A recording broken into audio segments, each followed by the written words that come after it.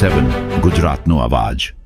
નમસ્કાર દર્શક મિત્રો, i7 ન્યૂઝ ગુજરાતીની સાથે હું છું આપની સાથે પાયલ બામભણિયા। તો જોઈએ આજના મહત્વના સમાચાર।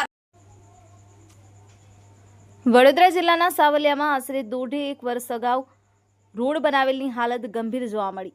અવરજવર કરતા વાહન ચાલકો હેરાન પરેશાન જોવા મળ્યા।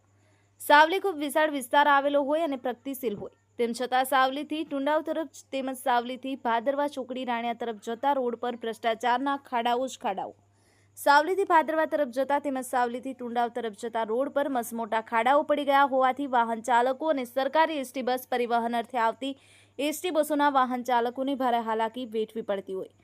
આ માર્ગ ખૂબ જ બિસ્માર હાલતમાં હોય છતાં પણ તંત્ર દ્વારા 10 દિવસ અગાઉ નાના ખાડા પૂરવામાં આવેલા, તેમ છતાં તંત્ર દ્વારા કોઈ પણ મરામત કામગીરી કરવામાં આવતી નથી, જેથી વાહન ચાલકોની નારાજગી પણ જોવા મળતી હોય છે।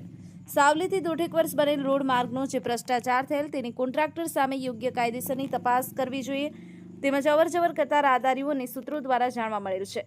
Narendra Sharma, i7 news Gujarati, Anand.